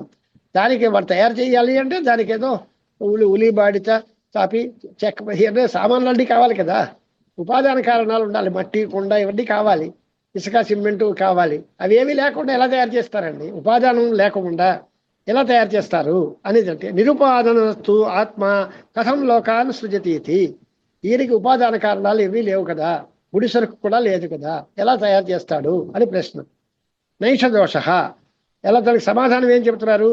సలిల ఫేనస్థానీయే ఆత్మభూతే నామరూపే అవ్యాకృతే ఆత్మైక శబ్దవాచ్యే వ్యాకృత ఫేనస్థానీయస్య జగత ఉపాదానభూతే సంభవత. లోక దృష్టాంతం చెప్తాను చూడండి అన్నారు. నీరుంది, నీరు నురుగ్గా మారింది, నీరు కెరటంగా తయారైంది, వేరే ఉపాదానం ఏముంది? నీటి తప్ప. అక్కడ నీరు తప్ప మరో కారణం ఏముంది? ఏం లేదుగా. అందుకని నీరు మురుగ్గా అవుతుందా లేదా? మన సైంటిస్టులు అందరూ దానికి ఏదో గాలి తోడైంది ఇదేది అంటారు అనుకోండి, అది వేరే విషయం. ఆయన ఉదాహరణగా చూపిస్తున్నది ఏంటి అంటే సలిలము ఫేనము ఈ రెండు ఆత్మభూతే నామరూపే అవ్యాకృతే అని రాశారు. ఆత్మభూతే అవ్యాకృతే నామరూపే అనేటువంటి మాటకు అర్థం ఏమిటి? నిరుపాదానమైనటువంటి దాని యందు ఈ మార్పులు ఎలా వచ్చాయి అనే దానికి అర్థం. దానికి సమాధానంగా చెప్పడం కోసం ఈ రకంగా చెప్తున్నారు అన్నమాట. కేవలం మాయ సహకారి కారణమే అవుతుంది, మాయ వల్ల ఇది జరగదు. నామరూపే అనే దానికి తదాశ్రయం అవ్యాకృతం అని అర్థం. ఈ సిద్ధాంతం అంతా ఎందుకు చెప్పారు అనే దానికి రేపు వివరణంగా చెప్తాను. ఇది ఉపాదానము అనేది పరిణామి ఉపాదానం వేరు, వివర్తోపాదానం వేరు. ఇక్కడ పరిణామి ఉపాదానము అంటే పరిణమించే వేరే వస్తువు ఏమీ లేదు. ఉపాదానం అసలు లేకుండా ఉందా అంటే లేదు, ఆత్మ ఉంది, ఉపాదానం వివర్తోపాదానమైన ఆత్మ వస్తువు ఉంది. కనుక ఆత్మ వస్తువు వివర్తోపాదానం జగత్తుకి. పరిణామీ ఉపాదానం మాయా అని చెప్పుకోవాలి. అంటే వేరే కారణాలు లేవు అనే మాట కుదరదు, ఉంది, ఉపాదాన కారణాలు ఉన్నాయి. కానీ మనకి అందరికీ అలా కనిపించట్లేదు పూర్తిగా. ఉపాదాన కారణ సహితమైనటువంటి వాడికే ఉంది కదా అని అంటే, దీనిలో మనకి ఏం చెప్తున్నారు, ఉపాదానం ఉందా లేదా అనేటువంటి కాకుండా దానికి సమాధానం ఏం చెప్తున్నారు, పరిణామి ఉపాదానం చెప్పాలి. ఆత్మ పరిణమించదు కదా, ఆత్మకి అవయవాలు లేవు కదా, అవయవాలు ఉన్నదే కదా పరిణామం చెందేది. ఆత్మ పరిణమించింది అంటే కుదరదు కదా అని ప్రశ్న చేస్తే, పరిణామం లేకపోవచ్చు. అవ్యాకృతమైన తమ ఆసీత్ అని మాయాంతు ప్రకృతి విద్యాత్ ఇలాంటి శృతులన్నింటినీ ఉదాహరణ తీసుకుంటే అక్కడ పరిణామం చెందేది మాయ. ఆ మాయ పరిణామం చెందుతుంది. ఆత్మ వస్తువు అలాగే ఉంటుంది, కానీ ఈ ఆత్మ వస్తువే ఇంకో రకంగా కనిపిస్తుంది. అంచేత మాయా పరిణామం చేస్తుంది. ఆత్మభూతమైనటువంటిది అనుభవ్యక్త నామరూపాత్మకమైనటువంటి అవ్యాకృతమే దీని యందు పరిణామమాన అవిద్యాధిష్టానం కనుక ఆత్మకి వివర్తోపాదానత్వం వచ్చింది, పరిణామోపాదానత్వం మాయకు వచ్చింది అనే సిద్ధాంత గ్రంథం అంతా దానిలో ఉంది. దాని తర్వాత దానికోసం రాశారు. ఇక్కడి నుంచి రేపు చూద్దాం అది వివర్తోపాదానత్వం ఎలా వస్తుంది, పరిణామోపాదానత్వం ఎలా వస్తుంది. అధ్యాసకి అధిష్టానమైనది వివర్తోపాదానం. ఆత్మయందు జగదధ్యాసం, ఆత్మయందే జగత్తంతా అధ్యస్థమైంది కనుక ఈ జగత్తు యొక్క అధ్యాసకంతా కారణం ఆత్మే. కాబట్టి అధ్యాస అధిష్టానమైన ఆత్మ వివర్తోపాదానము. పరిణామమానమైనది ఏది అంటే మాయ. అంటే పరిణామ్యోపాదానత్వం మాయకు వచ్చింది. కాబట్టి ఆత్మన అద్వితీయత్వం వచ్చింది అని చెప్పడం కోసమే ఈ గ్రంథం ఆరంభించారు శంకరాచార్య స్వామి వారు. అది కొంచెం లోపలికి లోతుగా చూసుకోవాలి. ఉపాదానభూతే సంభవ తస్మాత్ ఆత్మభూత నామరూపోపాదానభూత సన్ సర్వజ్ఞ జగన్ నిర్మిమీతే ఇది అవిరుద్ధం. అథవా అని వేరే మతాంతరం చెప్పారు. ఈ రెండు మతాలతోటి రేపు సృష్టికి ఆత్మ చైతన్యం కారణం ఎలా అవుతుంది, అయితే ఎటువంటి కారణం, అది ఉపాదాన కారణమా, ఎలాంటి ఉపాదానం, పరిణామోపాదానమా వివర్తోపాదానమా, తనకి పక్కన ఏదో ఉండి మాట అయితే ఆత్మ అద్వితీయం ఎలా అవుతుంది, ఆత్మ ప్లస్ మాయా రెండు ఉన్నాయి కదా, అద్వితీయం ఎలా అవుతుంది, ఇలాంటి ప్రశ్నలన్నిటికీ సమాధానాలు చెప్పుకోవాలి. రేపు చూద్దాం. గురుగారు ఇక్కడ సప్తమిలో సత్సప్తమి అండి, లేకపోతే ఎక్కడ ఎక్కడ ఎక్కడ అదే ఆత్మస్థాని ఆత్మభూతే నామరూప అవ్యాకృతే అదే ప్రథమ ద్వివచనాలండి వాళ్ళు. ప్రథమ ద్వివచనాలు నామరూప. ఓకే ఓకే అర్థమైంది. మరి ఆత్మభూతి అన్నాడు కదా. ఆత్మభూతి అంటే దానికి ఆశ్రయములు అని అర్థం రాస్తున్నారు ఆనందగిరి, చూసుకోండి. సరే సరే, అదే దాని వివరం చేద్దాం మనం. అది ప్రథమ ద్వివచనాలు తప్ప సప్తమ్యంతాలు కావు. సరే సరే సరే తప్పదు చేస్తాం. ఓకే పైగా నామరూపే అనే దగ్గర సప్తమ్యంతం ఉండదు. అలాగా నామంచ రూపంచ నామరూపం అని ద్వంద్వం చేస్తే దాని మీద సప్తమి ఉండాలి తప్ప నామము రూపము అని రెండు చెప్పినప్పుడు సప్తమి నామరూపయోహన్ ఉంటుంది, నామరూపే అని ఉండదు. అంచేత అది ప్రథమ యొక్క ద్వివచనం. అయ్యా అంటే మీరు పూర్తి చేయండి. నేను దీపిక గురించి అడుగుదాం అనుకున్నానండి. దీపిక అన్నారు కదా, ఇది వ్యాఖ్యానమా, అది భాష్యానికి ఇంకొక వ్యాఖ్యానమా? అన్ని ఉపనిషత్తులకి శంకరానంద స్వాముల వారు అని శంకరానందీయం, ఈశావాస్య ఉపనిషత్ దీపిక, తైత్రీయోపనిషత్ దీపిక అనే పేరు, దీపిక అనే పేరుతో శంకరానందుల వారు వ్యాఖ్యానాలు చేశారు శంకర భాష్యాలకన్నిటికీ. అది దీపికా గ్రంథం అంటే. అది కూడా చాలా మందికి ఈశావాస్యంలో చివరి దీపికా గ్రంథం కూడా ప్రింట్ అయింది అన్ని చోట్ల. అలాగే తైత్రీయం కూడా చివరి దీపిక ఉంటుంది. ఇలా ప్రతి ఉపనిషత్తుకి శంకర భాష్యము, దానికి ఆనందగిరి వ్యాఖ్యానం లాగే దీపికా వ్యాఖ్యానం కూడా ఉంది. అర్థమైందండి. దీనికి అనుభూతి స్వరూపాచార్యుల వారిది లేదు కదండి వ్యాఖ్యానం? ఎక్కడ దేనికి? ఐతరేయ ఉపనిషత్తుకి ఏమో నేను చూడలేదు, నువ్వు చూసావా? చూడలేదు. మీ దగ్గర ఉన్న పుస్తకంలో ఉందా అని. అన్ని ఉపనిషత్తులకి అందరి వ్యాఖ్యానాలు లేవు. అవును, కొంతమందికి గోపాల యతీంద్ర టీకా అని కొన్ని చోట్ల ఉంటుంది, కొన్ని చోట్లలో వనమాల వ్యాఖ్యానం తైత్రీయానికి ఉంది. అలా ఉంది కదా అని అన్నిటికీ ఉంటుందని కాదు. ఒక్కొక్క ఉపనిషత్తుకి ఒక మహానుభావులు వ్యాఖ్యానాలు చేస్తారు. దాని యొక్క ప్రసిద్ధిని బట్టి ఆ ఉపనిషత్తుకి ఆ వ్యాఖ్యానంతో చదువుకునేటువంటి సంప్రదాయం వస్తుంది. అంతే తప్ప ఒకటి రాశారు కదా అన్నిటికీ రాయాలని నియమం లేదు. కానీ అన్ని ఉపనిషత్తులకి అనుగతంగా రాసింది ఆనందగిరియాచార్యులు. శుభమస్తు. వాంగ్ మే మనసి ప్రతిష్ఠిత మనో మే వాచి ప్రతిష్ఠితం ఆవిరావిర్మయేతి వేదస్య మాణిస్తః శ్రుతం మే మా ప్రహాసీః అనేనాధీతేన హోరాత్రాం సందధామి రతం వదిష్యామి సత్యం వదిష్యామి తన్మామవతు తద్వక్తారమవతు అవతు మామవతు వక్తారం. ఓం శాంతి శాంతి శాంతి. సర్వోపప్లవరహిత ప్రజ్ఞానఘన ప్రత్యగర్థో బ్రహ్మైవాహమస్మి.